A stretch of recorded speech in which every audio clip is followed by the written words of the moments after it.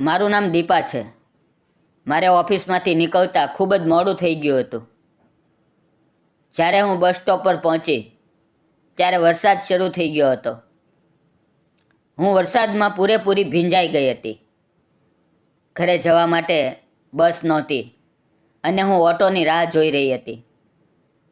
ત્યારે અચાનક મારી સામે એક ગાડી આવીને ઊભી રહી. એ કાર ખૂબ મોંઘી હતી. ધીમે ધીમે કારના દરવાજાનો કાચ નીચે સરક્યો અને મને અંદર બેસવાનો ઈશારો કરવામાં આવ્યો.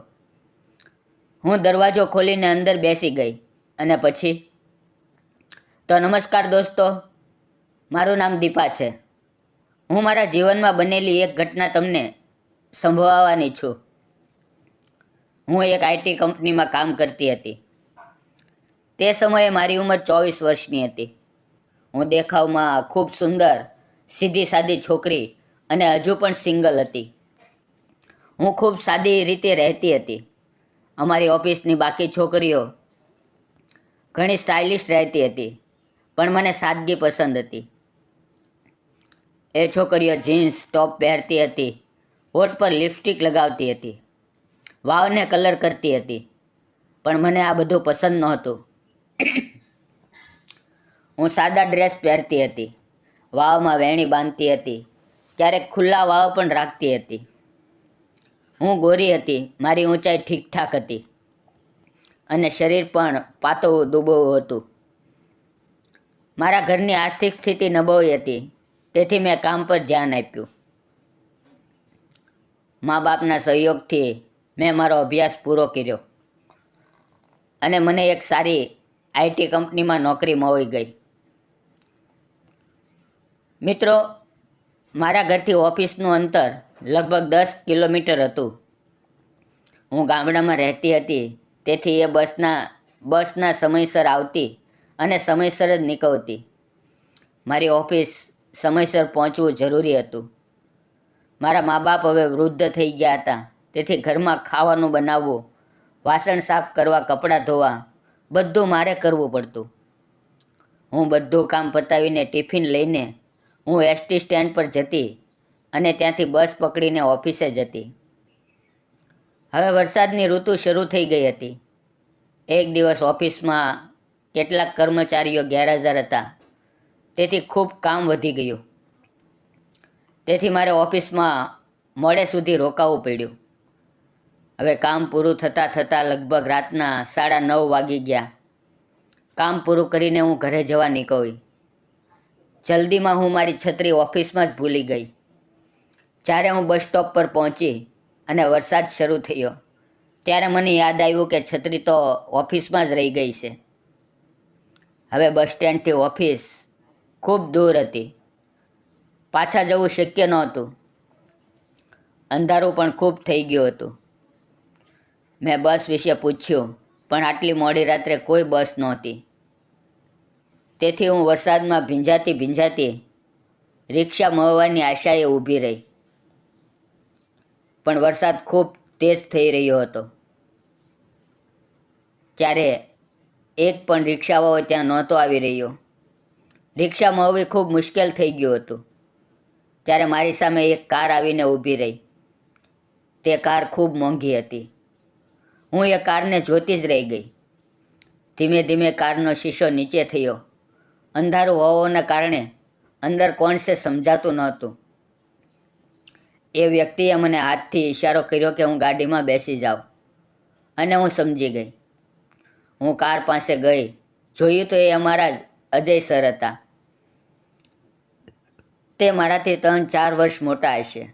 તે મારાથી ઊંચી પોસ્ટ પર કામ કરતા હતા. અમારી માત્ર થોડી ઓળખાણ હતી.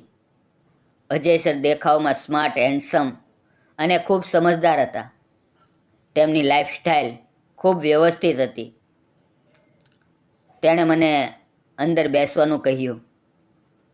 હું અંદર બેસી ગઈ.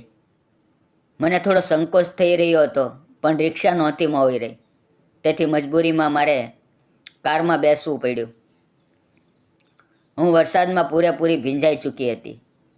અજય સરે કારમાં એક સુંદર રોમેન્ટિક ગીત લગાવેલું હતું. હું પણ તે સાંભળવાની કોશિશ કરી રહી હતી. પણ કંઈ બોલતી નહોતી. અજય સર શીશામાંથી મારી તરફ જોઈ રહ્યા હતા, પણ હું નીચે જોઈ રહી હતી. મને કંઈ સમજાતું નહોતું. આમ જ અમે 4 કિલોમીટર આગળ વધ્યા. આગળ એક નાવું રસ્તા પરથી વહેતું હતું, કારણ કે વરસાદ ખૂબ વધારે થઈ ગયો હતો. જાણે વાદળ ફાટી ગયું હોય. રસ્તા પર પાણી એટલું ભરાઈને વહેતું હતું કે ગાડી આગળ લઈ જવી શક્ય નહોતી. ત્યારે સર બોલ્યા, હવે શું કરવું? મને સાચે જ સમજાતું નહોતું કે શું કરું. મને અચાનક રડવું આવી ગયું. ત્યારે સરે મને સમજાવ્યું, દીપા રડીશ નહીં. તેમણે કહ્યું, આજની રાત આપણે અહીં એક રૂમ ભાડે લઈને રોકાઈ જઈએ. આ સાંભળીને હું થોડી ડરી ગઈ. ત્યારે સરે મને સમજાવતા કહ્યું, તું ડરીશ નહીં. હું તારા ઘરે ફોન કરીને કહી દઉં છું. પછી હું તૈયાર થઈ ગઈ. સરે તરત મારા ઘરે ફોન કરીને કહ્યું, અહીંયા ખૂબ વરસાદ પડી રહ્યો છે. અમે કોઈ પણ હાલતમાં આવી શકશું નહીં. ઘરવાળાઓને પણ અજય સર પર વિશ્વાસ હતો. તેથી તેમણે મને બહાર રોકાવાની પરવાનગી આપી દીધી. હવે પહેલાં તો કપડાં બદલાવાની જરૂર હતી. તેથી પહેલાં હું કપડાની દુકાન પર ગઈ.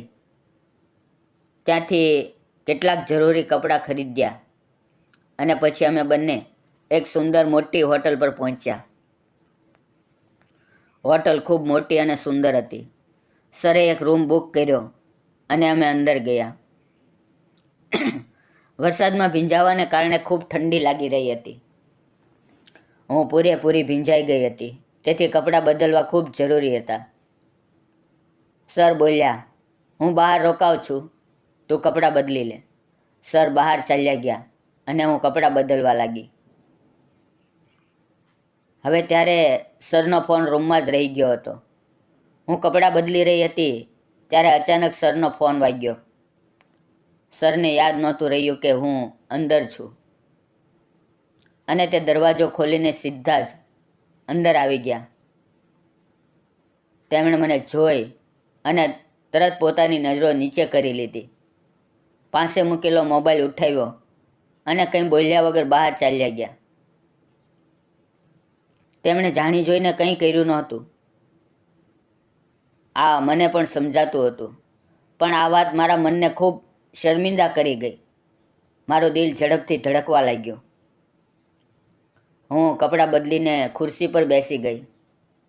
થોડી વાર પછી સર પાછા રૂમમાં આવ્યા અને દિલથી માફી માંગી. અમે બંને શર્મિંદા હતા. એકબીજાની આંખોમાં જોવાની હિંમત નહોતી. થોડી વાર પછી હું બહાર આવી. સરે કપડાં બદલ્યા. પછી અમે ગરમ કોફી મંગાવી. હવે અમે બંને શાંત હતા, કંઈ બોલતા નહોતા. થોડી વાર પછી કોફી આવી અને કોફી પીતા પીતા અમે ધીમે ધીમે વાતો કરવા લાગ્યા. અમારી વચ્ચે ઝીઝક ઓછી થઈ ગઈ. બંને દિલ ખોલીને વાત કરવા લાગ્યા, હસવા લાગ્યા અને અમે બંને એકબીજા વિશે જાણવા લાગ્યા. વાસ્તવમાં અજય સરના પણ લગ્ન થયા નહોતા. તે પણ જવાન હતા. તે અમીર ઘરના હતા. પછી અમે ખાવાનું મંગાવ્યું. હોટલનું ખાવાનું ખૂબ સ્વાદિષ્ટ હતું.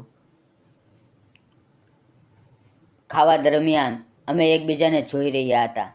ચા અને જમ્યા પછી પણ ઠંડી અનુભવાતી હતી. રૂમમાં 2 અલગ અલગ પથારીઓ હતી. અમે એકબીજાને ગુડ નાઇટ કહીને સૂવા ચાલ્યા ગયા. રાતના લગભગ 11:30 વાગી ગયા હતા, પણ ઊંઘ નહોતી આવતી. હું થોડી થોડી કાપી રહી હતી. અચાનક ઠંડી વધી ગઈ. આટલી રાતે શું કરીએ, ક્યાં જઈએ એ સમજાતું નહોતું. સર મારી પાસે આવ્યા અને મારા શરીરને અડીને જોયું, પણ તાવ નહોતો. બસ ઠંડી ખૂબ વધારે લાગી રહી હતી. સવારે અમે લગભગ 7:30 વાગ્યે ઉઠ્યા. રાત્રે અમારાથી પણ અજાણતા એક ભૂલ થઈ ગઈ હતી. હવે આગળ શું કરવું આ સમજાતું નહોતું. હું રડવા લાગી. સરે મને સમજાવ્યું અને મને ઘરે મોકલી દીધી. હું એ દિવસ ઓફિસ પણ ન ગઈ. અજય સરને ખૂબ ખરાબ લાગી રહ્યું હતું. તે વારંવાર ફોન કરી રહ્યા હતા, પણ હું ફોન નહોતી ઉઠાવતી. ઘણા કોલ્સ આવ્યા પછી મેં ફોન ઉઠાવ્યો. તેમણે કહ્યું, મારે તારી સાથે કંઈક વાત કરવી છે. શું તું મારે મળી શકા છો? થોડા વિચાર પછી મેં નક્કી કર્યું કે મળ્યા વગર કોઈ રસ્તો નહીં નીકળે. અમે એક હોટલમાં મળ્યા. અજય સર બોલ્યા, દીપા, મને તો ખૂબ પસંદ છે. ઓફિસમાં રહેતા હું હંમેશા તને જોતો રહેતો. તારા કાળા ઘટાદાર વાળ, તારું પાતળું દુબળું શરીર, ગોરો રંગ, તારી દરેક વાત મને પોતાની તરફ ખેંચતી હતી. એ દિવસે અમારાથી જે ભૂલ થઈ ગઈ તેને સુધારવાનો મોકો મને આપ. શું તું મારી સાથે લગ્ન કરીશ? આ સાંભળીને મને ખુશીથી રડવું આવી ગયું. મેં તેમને પ્રેમથી ગળે લગાવી લીધા.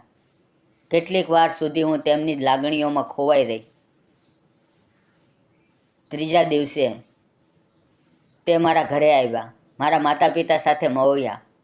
તેમણે પૂરી વાત કરી અને મારા માટે લગ્નનો પ્રસ્તાવ મૂક્યો. તે મોટા ઘરના હતા અને ખૂબ સાદા પરિવાર હતા. તો પણ તે પોતાની ભૂલ સુધારવા માંગતા હતા. અને સાચું કહું તો અમે બંને એકબીજાને પ્રેમ કરવા લાગ્યા હતા.